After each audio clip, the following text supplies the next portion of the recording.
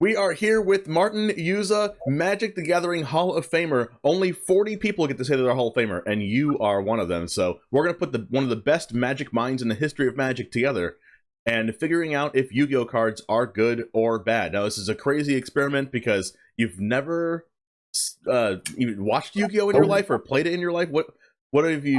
What part of Yu-Gi-Oh have you done or not done? I don't know I know the game exists.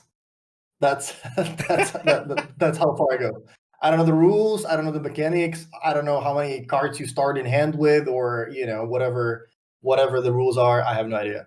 Well, you came to the right place. This is the perfect spot to learn everything you can possibly learn in Yu-Gi-Oh. I say that with a grain of salt, okay? And learn these things with a grain of salt. You might not see these cards again, but at least you'll learn a little bit of something about Yu-Gi-Oh when we're done with this, okay? We're gonna give you 5 cards to evaluate, and you're gonna tell me if they're good or bad, okay? You're going to tell me if they've been... I'll tell you if they've been playable in the past and aren't playable currently, and I'll tell you if they're like really good right now or have never been good, things like that. So, but all you need to focus on is asking me all the questions that you want to ask, and then see if the card is good or bad right now in current Yu-Gi-Oh. All right. Yeah. Okay. And I want to tell you, to start out, Yu-Gi-Oh is an eternal format. Yu-Gi-Oh is like legacy/vintage. Okay. Well, it's more like Legacy than it is Vintage because there's a ban list, and not like the most banned things are limited to one. There are a lot of cards that are banned, and a ton of cards that are banned. Okay. We're going to do, is this good right now? And then we'll also do, was this card ever good at all? So you'll do those 2 parameters. One quick question. How long has been Yu-Gi-Oh going on for? Magic is a 30-year old game, so maybe something was not good 10 years ago, and the power creep, over the course of 30 years, the cards are getting a lot more powerful. So how long has Yu-Gi-Oh been a thing? Since the late 90s. Oh, wow. So roughly, okay. Yeah, so 25-ish years. Yeah, cool. So that gives you a little bit of a scope on like how drastic the power level of the cards can be. Yeah. So we're talking about an eternal format with a lot of sets, a lot of cards. Okay. Yes, and the decks that are currently viable right now are absolutely broken, kind of like Legacy. And it's really hard for a card that gets printed to crack into the Legacy metagame unless it's really, really, really good.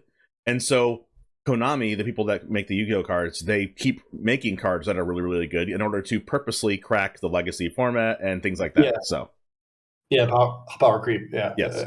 So let's go ahead and get into the first card. I'm going to kind of like ease you into it because you've never seen anything before, and you're going to have a lot of questions. So I'm going to start you out with a little bit of easy ones, and I'll make it harder and harder as it goes on. All right. So I got like this purple card. It's a trap card. It's called Skill Drain. It says pay 1,000 life points.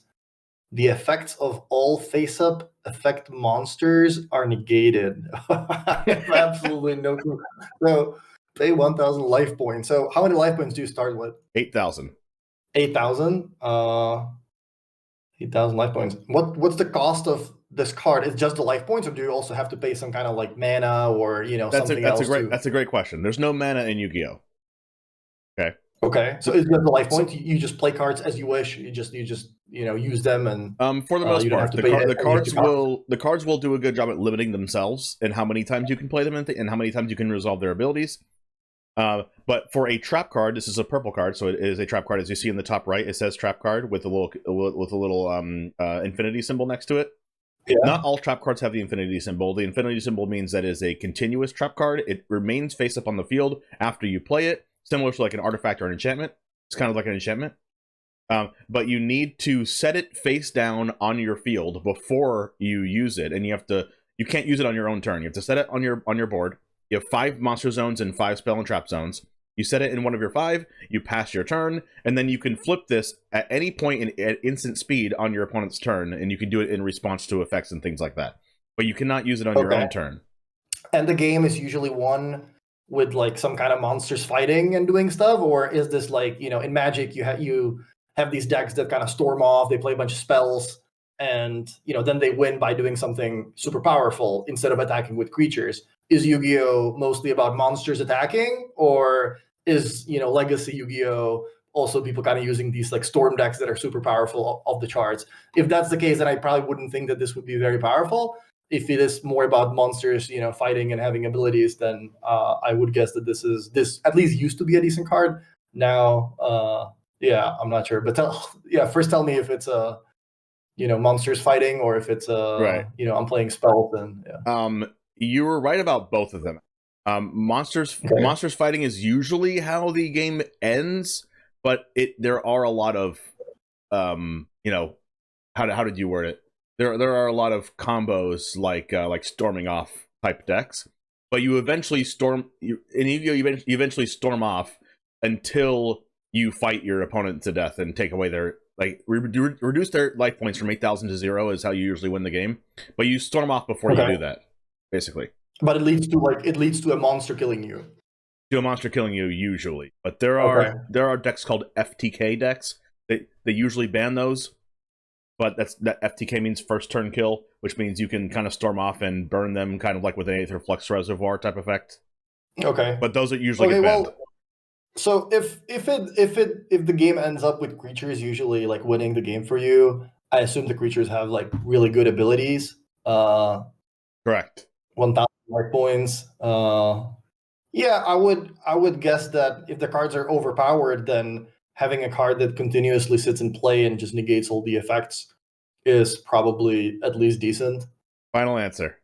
Yeah. I would say it used to be good. Now it's maybe less good because maybe the power creep. Now maybe there are better cards. But I would say at least like a serviceable card. Yeah, you're exactly right. That's crazy. Okay. It's a very strong card if you get to set it and then flip it face up and it resolves. The problem is getting that far. Mm-hmm. It's only really good when you go first, because when you go second, your opponent already has their field of huge monsters that they've already created, and they've already used all their effects. So what is Skill Drain going to do after your opponent has already done their thing? You basically have to play cards to destroy your opponent's board and everything they just set up, and then flip this card. And then at that point, it's kind of medium, right? Mm-hmm.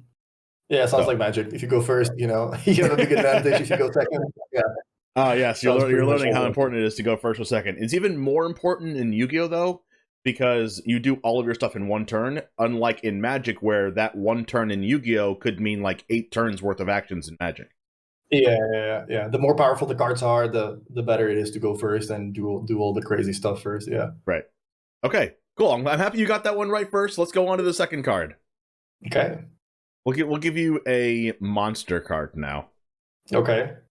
This is a little bit less simple because there's levels involved and an attack power and defense power. So take me through your thought process, read the card, and then ask me questions. So I'm looking at an orange card. It's called Electromagnetic Turtle. The art's pretty cool. I kind of like that.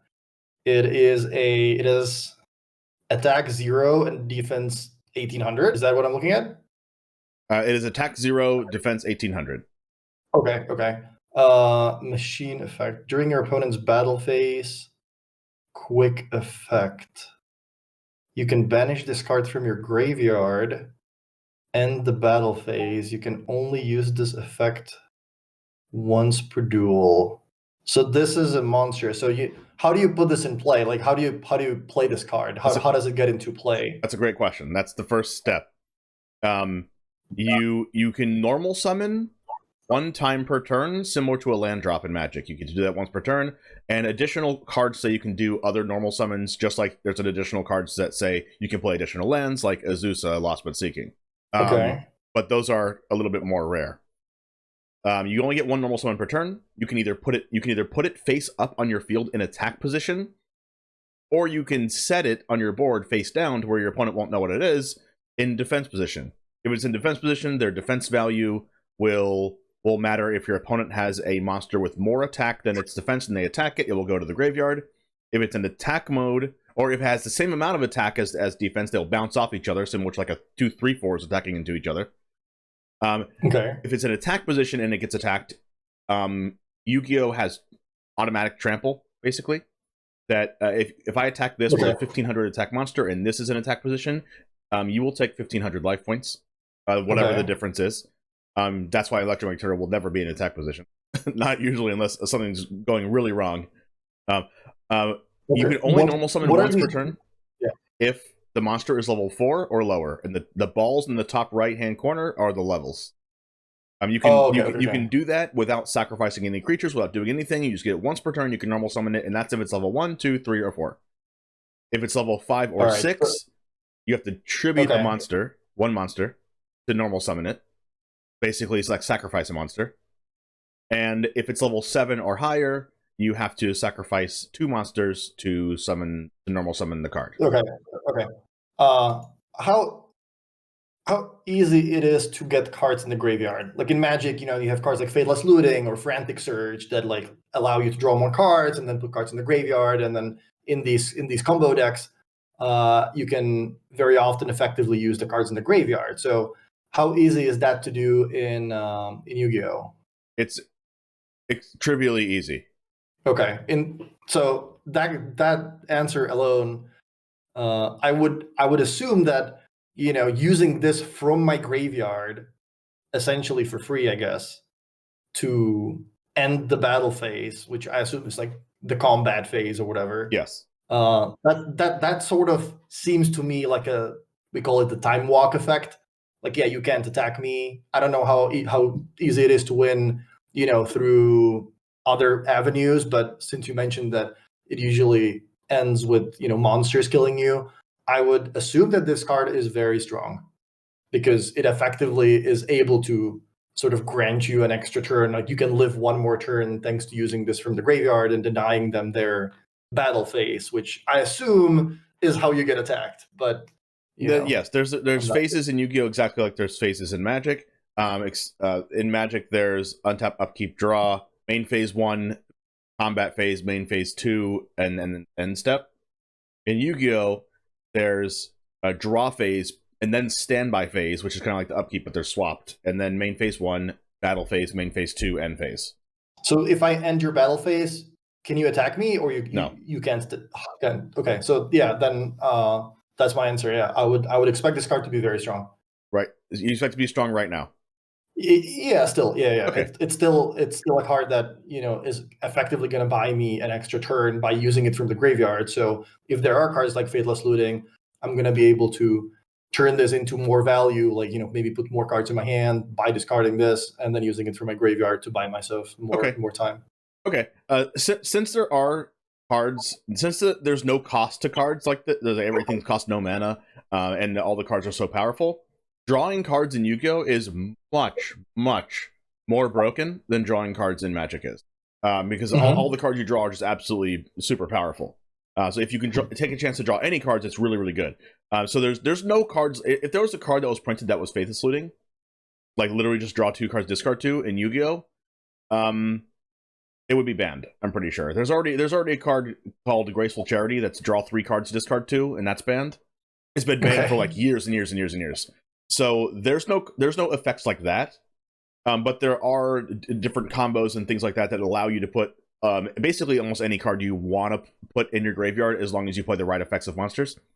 Electromagnetic Turtle is medium. It used to be really, really, really good, but it's medium to bad right now because the monsters you'll see in a second, the more powerful monsters, but the monsters that people play right now that are really good right now in today's meta, in today's legacy, right? Can usually all negate an effect. Like it can be a counterspell in a monster, like a Nimble Obstructionist or a Tishana's Tidebinder. Okay. Like there's just a million of those cards in Yu-Gi-Oh! Okay. Right. So if I told you that, you would of course say that this card's medium to bad right now. But you have no context, which is the fun of it. Yeah. But I like your analysis because games do come down to attacking your opponent usually, but it usually comes to attacking your opponent after you've built a board that has a whole bunch of Nimble Obstructionists that have stopped your opponent, and then you go back to your turn and attack them for game. So you would just use one of those Tishana's Tidebinder effects to stop this turtle, and then you'd be like, sick turtle, I attack you for game anyway. Right. Okay. One thing to note about this card that I just want to tell you what quick effect means. Quick effect just means you can use this like an instant. You're right. Yeah, that's why. Okay. In Yu-Gi-Oh! And Magic are actually swapped. In Yu-Gi-Oh! You can use everything at sorcery speed if it doesn't say it's an instant. Like in Magic, you can use everything at an instant unless it says sorcery speed. Like artifact abilities and land abilities and everything like that. You can always use it as an instant. So the default is an instant. In Yu-Gi-Oh, the default is sorcery speed unless it says it's an instant. So that you can rest assured that it's only a sorcery speed ability if you see it on a creature, unless it says quick effect, or if it says you can use it on each player's turn. Okay, all right. Moving on from Electromagnetic Turtle, Electromagnetic Turtle was an iconic card because of how good it was like 10 years ago. But that was 10 years ago. At the beginning, but now that there's so many Tidebinders, it's not gonna, yeah. All right, let's go ahead and move on to a little bit more confusing of a card. I don't know if it's more confusing. It does introduce a new card type, though. Okay. All right, I'm looking at a green card. It's called Inferno Tempest. It's a spell card.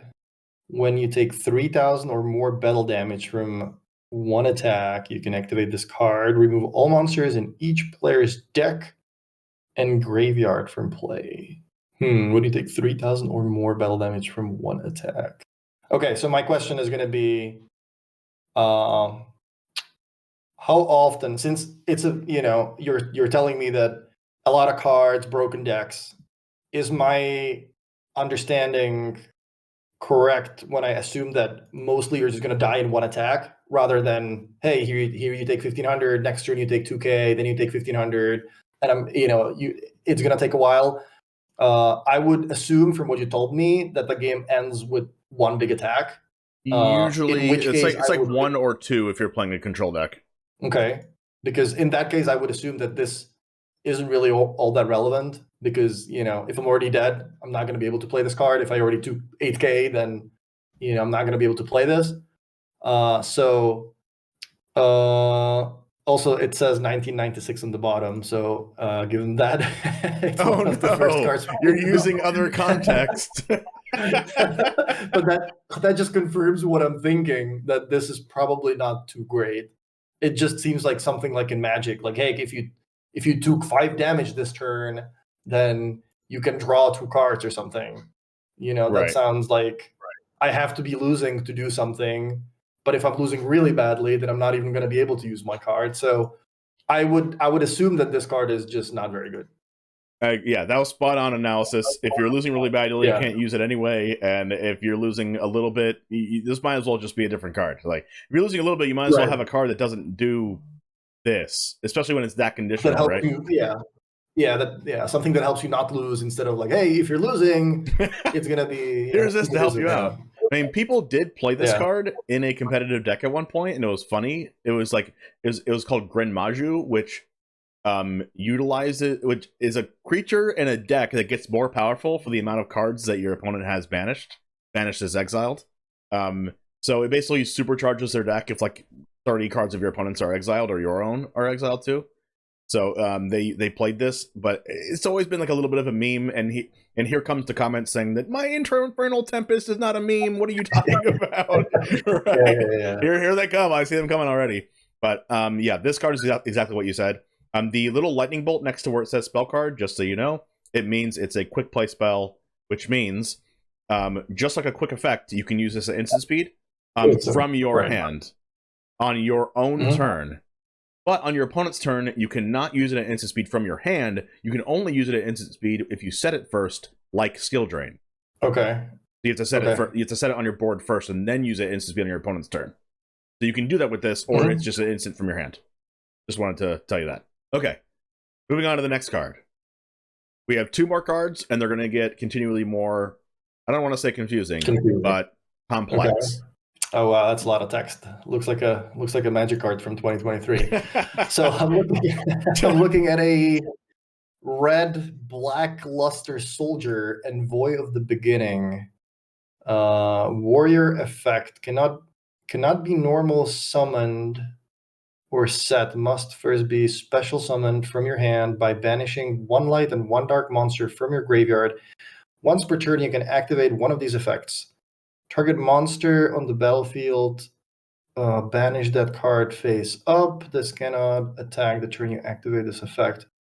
During the damage step, if this attacking card destroys an opponent's monster by battle, it can make a second attack in a row. Okay, let me try to process that. So cannot be normal summoned. Must first be special summoned from your hand. How do you special summon something? You special you like I said, you have one normal summon per turn. Okay. You have unlimited amount of special summons per turn, and it just means like put the monster on the field, and in whatever way it says you can do that. Okay. How many light and dark monsters, or how many monsters does a deck typically play? Anywhere between 10 and 25, probably. And how many cards is in a Yu-Gi-Oh deck? 60? 40 to 60. 40 to 60. Okay, so that's a decent amount. Okay, and so they're typically split by light and dark, or in some way. Or... if you build your deck with lights and darks in it. Okay. So it's not that hard to do that from your graveyard. You said so. Getting cards in the graveyard is not that easy because all the broken cards are banned, or are there still some decent effects that put cards in there? It's still trivially easy because there's a bunch of card types I haven't told you about yet that there's like a 15 card extra deck, which is like a 15 card companion zone that you have a bunch of cards that you have curated to play in your deck that you can just special summon at any time with the requirement of the card in the extra deck to summon itself onto your field, if that all makes sense. Okay. If a card in your extra deck says, I need one light and one dark monster to send to the graveyard to summon it out, you can do that, which does facilitate putting cards in your graveyard. So it's pretty easy to put cards in your graveyard. And you said these 8 like little fiery stars on the top. That's the cost of. That's the like. What is it? That is the level.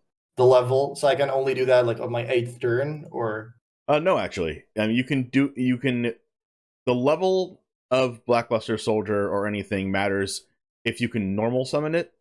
This card specifically says you can't normal summon it. Remember when I was talking about normal summoning with the Electromagnetic Turtle, that it's level 4 or lower, you can normal summon it without tributing any monsters.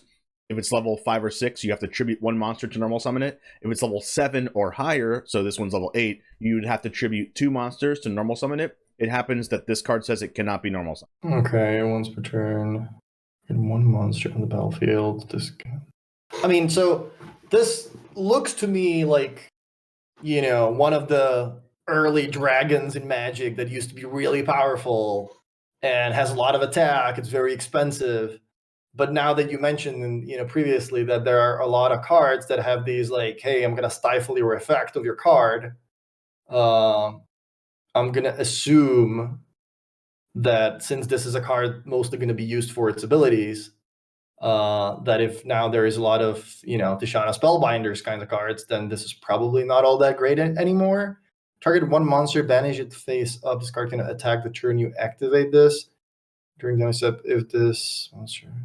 Yeah, it looks super complicated. I could be super off, but since you mentioned that I can just stifle these effects, maybe it's not as great. It looks like a powerful card. You can cast it by banishing something from the graveyard, which that seems trivially easy. So this card could be either really good, it could be really bad, depending on how the other broken creatures look or the other broken monsters look. So depending on that, yeah, like if I knew what a broken monster looks like these days, I would be able to tell you. Right. I'm gonna assume that this used to be very good in the past, or like it used to be good when the game started. Now I'm gonna assume that there are probably better cards or better monsters to play or get into play. Yeah, this is like a Delve Ravenous Chupacabra kind of. That had that if Chupacabra had like 6 power, so it's pretty good. But you were literally exactly right with the analysis. Okay. It's so cool. It was so cool watching you get to the conclusion that you got to, because this is kind of like the Shivan Dragon of Yu-Gi-Oh! Yeah. This was really, really good to the point where I believe it got banned at one point. Yeah, it definitely did get banned. And then it came off the ban list, and now no one plays it. Right. Yeah. If the new monsters are just like have 3 more abilities, like that's pretty much what's happening with Magic now. Every card has 17 lines of text and seven abilities, and everything has to be slightly better than what they used to print, back in the day. So that said, I do want to give a shout out to the Magic designers and all the people in the playtest teams, because the game has been going for 30 years, and there's more players than ever, and I think that's really cool, and I think that really shows that they're doing their job really, really well. And the fact that sometimes you're gonna find some broken combos. Sure, I mean there's 10 playtest people and 10 game designers working on a set. Then you release it to the world, and there is millions of people, playing millions of games on Arena in the first day. So obviously, sometimes someone is gonna find something that slipped through, Right. the minds of, hey, we didn't think of this interaction. So I do want to give a shout out to all the people, because I think Magic is a great game and they're doing a great job of making it fun. And even after all these years with the same rules and everything, the game is still very fun and more fun than ever. So let's get to the best card on here, or maybe it's the worst card, or maybe it's the worst card on here. I don't know. All right, so I'm looking at this orange Scareclaw Gastira. It's level 7, 2, 4, 6, 7. Okay. It's an earth card, and it has a psychic effect during the main phase. Quick effect. Okay, so you can do that as an instant. You can special summon this card from your hand. If you do, banish one Gastira or Scareclaw card from your hand or graveyard. So you have to pay an additional cost to do that. From the graveyard, I guess that's fine. From hand, that would kind of suck, I think. If that's similar to Magic, you can only use this effect once per turn. This card can attack while in face-up defense. Oh my god, this is getting really complicated. It can only attack while in face-up defense position. It's not just a defense position, it has to be a face-up defense position. If it does, apply its defense for damage calculation. If your Castira or Scareclaw monster battles an opponent's monster, that opponent's monster effects are negated. Oh my god, I have no idea. So wait, so I guess this is kind of my first instinct is this is probably what you were telling me, that this kind of negate, you can quick effect use this, banning something from graveyard. Sure, that doesn't matter, I assume. So you can quick effect do this once per turn. That usually signals like it would be too good. It's kind of like Doran, the Siege Tower. So it's like it has both attack and defense. Basically 2600 is what I'm assuming this means. Yeah, basically. If your monster battles an opponent's monster, the opponent's monster's effects are negated. Those effects are negated. So that doesn't let me negate like target ability. So that's slightly worse than I thought. Quick effect. I mean, it's very confusing to me. I would have a million questions. I think that would take a little too long, for the sake of the video. So this doesn't get too long. I would assume that this is probably good, because you can quick effect use this ability from your hand. Wait, but what effect am I using as an instant? Effectively putting this in play, or what kind of effect am I doing at instant speed? What's the effect? The effect is that this applies damage with its toughness, basically, or what's the effect? Or that the monster battling their monster negates their stuff. What's the effect that I'm using? The once per turn effect that's talking about, that you can only do once per turn, is summoning it out of your hand. Okay. Oh, okay. So the monster, the Scareclaw Hashira, has to battle a monster for the negation effect to apply, which means either you're attacking their monster or their monster's attacking you. You don't attack the player in Yu-Gi-Oh! You attack the monsters. I made sure to make your brain fry with this one. I'm still reading it for like the 17th time, and I still don't exactly understand what it does. How many cards there are in the game that can attack when they're in a defense position? Probably like 30. Is it a lot? Relatively, no. Not a lot. Not a lot? There's like maybe 30 total. Maybe less than that. I'm gonna say this card is either average or good. Okay, final answer. I guess if you can. So if you summon it from your hand, like does it go back to your hand afterwards? Like if you use the quick effect to summon it into play, like does it go back afterwards, or it just does the reading the card explains the card thing. Like it doesn't go back to your hand. Okay. If it did, it would just say that it goes back to your hand. Okay. Well. Okay. Then I'm gonna say it's gonna be better than average. It's gonna be you're negating all their effects. Now the question is, do these monsters have effects that are written on the card? Like, hey, this state-based abilities, or do these monsters have effects like, hey, when this attacks, trigger a bunch of things, draw 7 cards. If I'm already drawing 7 cards and somebody's later in combat negating all my cards' abilities, well, then it didn't do anything because I've already drawn my 7 cards. I want to say right now that the type of thing you're explaining right now is way, way too powerful for Yu-Gi-Oh! Like, that would get insta-banned if a card drew like 7 cards or did some like game-breaking crazy thing. Or just had a trigger sort of when it attacks. Like, do cards usually have a, when this attacks, trigger something, draw a card or whatever. They sometimes have that, but Scareclaw's Cashier would also counter that.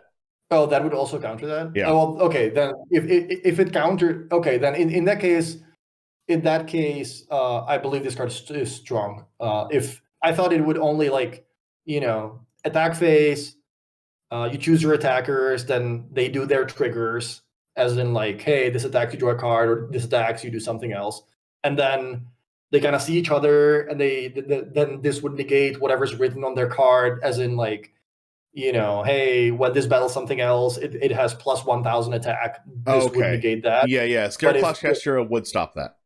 Right. But it would also stop whatever the it stops whatever that ability would be, and also the full card for the turn. Okay, so in that case, I think this card is very strong, because if it counters all of that, then that's probably sort of what you were hinting at the beginning, that there's a lot of cards that stop their effects, and if you have a card that does that, I assume that's how you beat the other busted cards. Yeah, this card is pretty good. I'll give it to you. This card's pretty good to the point where it sees play right now. Okay, it sees play right now. There's a deck like this would go in the Scareclaw deck. It's like a creature type deck, and it also goes in the Kashtira creature type deck. They printed this to go into both decks. As you see, it says Scareclaw and Kashtira in the name and also in the text. So you can banish this Kashtira to summon it, or a Scareclaw to summon it. There's a Kashtira deck that eventually ended up getting hit. A couple cards of it got hit on the ban list. A lot of them revolve around their creatures, their monsters being level 7 and doing crazy things with level 7 monsters. That it'd be too long to explain all that to you. But this card is still played right now in Yu-Gi-Oh, but it's not one of the best cards in the deck. It's not a really, really good card. It's kind of like a card that you play to just have that effect of a monster in your deck. It's kind of like you're playing a mid-range deck, and you have like 4 different copies of removal spells.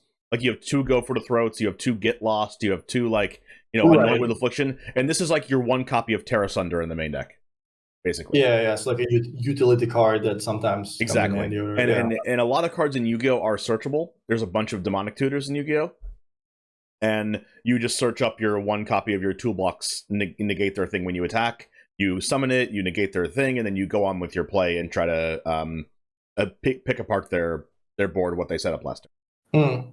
So yeah, that's it's basically like the best way I can explain that. So so yeah, this card, unlike Blackluster Soldier, where it used to be absolutely bonkers, but it's not playable as much anymore, this card was printed semi-recently, and it still sees play right now in current Yu-Gi-Oh. Okay. What do you think about the 5 cards? What do you think about Yu-Gi-Oh now that you learned one thing? you probably have nothing to say, but it's at least interesting. My first thought is, if the game is at a point where there's a lot of banned cards, and it's like a lot of broken cards, a lot of broken decks, then that's probably not something you want to pick up and try to delve into, because you're gonna have to end up at this one broken combo deck. Like when you play limited in Magic, when you play a draft with a new set, I guess that's limited and constructed. That's different. But let's say when you play Magic, being able to play standard or modern, for example. Let's say modern, there's like 30 or 40 different decks you can play. I think they do a pretty decent job with the ban list, where there's a lot of decks you can run, and the cards are not that overpowered. There's a lot of good answers right now, but the cards are not like, hey, I'm going to win on turn 2 or I'm going to win on turn 3. I think they did a decent job of banning the cards that allow you to do that, and all the good card selection. So in Magic, in a format like Modern, even Legacy, there's a lot of different decks to play, a lot of different types of strategies you can use. And from what you said, it sounds like, you know, Yu-Gi-Oh is like a bunch of broken cards, and, you know, a lot of cards are getting banned. And maybe that wouldn't be like super fun to try to start with. Where I enjoy playing with bad cards, for example. This is why I love playing limited. It teaches you how to get the most out of your cards, how to play with cards that are not as powerful as the ones that you're using in constructed. So this is why I love limited. This is why I, you know, enjoy doing that. And the constructed decks where like every card is broken, then, you know, everything like winning the die roll is a lot more important than in a game of limited, for example, because you get to do all these broken things first, and that's typically too big of an advantage. So from what you were saying, it sounds like it is pretty wild over there right now. It's been wilding for years. It's been pretty wild for a long time. Right. Okay. So yeah, you got it right. It's actually really hard to get someone to start playing Yu-Gi-Oh and then keep playing Yu-Gi-Oh because the barrier of entry is so gigantic. If you want to play competitively, you have to like really practice with other players that are also already good to even become really good at the game, or watch a lot of YouTube videos or YouTube content creators and stuff.